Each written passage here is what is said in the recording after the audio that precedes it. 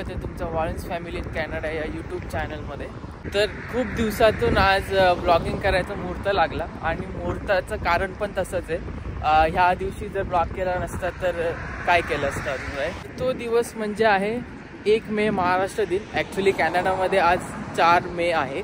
Usually इकडे जेव्हा जे काही प्रोग्राम असतात ना ते त्या दिवशी जर वीकेंड नसेल तर त्या दिवशी नसून वीकेंडच्या दिवशी ते इकडेचे सगळे लोक सेलिब्रेट करतात. कारण सगळे इकडचं जसं बिझी लाईफ असतं तर त्यामुळे मंडे टू फ्रायडे सगळे कामाला असतात, राईट. तर वीकेंडला सगळे एकत्र सुट्टी असते लोकांना, तर त्यावेळेला सगळे एकत्र येऊन असे सगळे सण साजरा करतात. तर बघू शकता तुम्ही किती सगळे लोक इकडे आलेत, भरपूर, एवढ्या थंडीचे सुद्धा. मालचे एंट्रन्स म्हणजे ढोल ताशा पथक आजच्या कार्यक्रमाची सलामी देण्यासाठी सज्ज होत होते. आणि जसं आम्ही आतमध्ये घुसलो आणि डोळ्यांना अजिबात विश्वास बसला नाही की कॅनडामध्ये एवढे सगळे मराठी लोक एकत्र येऊन आपला महाराष्ट्र दिनाचा कार्यक्रम साजरा करण्यासाठी गोळा झालेले आहेत. हे बघून मन अगदी प्रसन्न झालं. बघू शकता तुम्ही, प्रतीक्षा सुद्धा खूप एक्सायटेड आहे आजच्या कार्यक्रमासाठी. प्रतीक्षाच काय तर आम्ही सगळे सुद्धा खूप एक्सायटेड होतो या कार्यक्रमामध्ये सहभागी होऊन.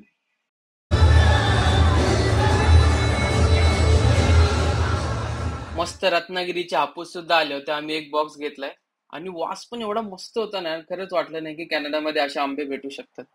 जर कोणालाही आंबे घ्यायचे असतील तर कमेंट करून सांगा, मी तुम्हाला त्यांचा नंबर नक्की शेअर करतो. प्रोत्साहन द्या.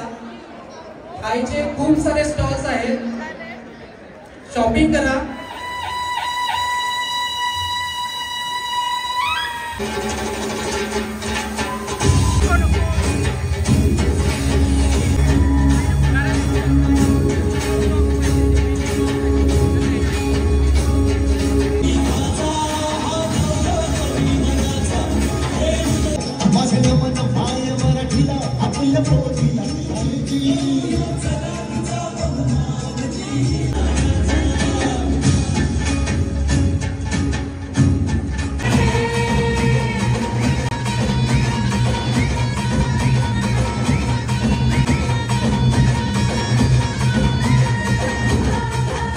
सारे फूड स्टॉल होते आणि वडापाव, कोथिंबीर वडी, पुरणपोळ्या, अशा बऱ्याचशा गोष्टी इकडे विकायला होत्या आणि खूप भारी होतं आणि एवढी गर्दी झालेली बघू शकता तुम्ही.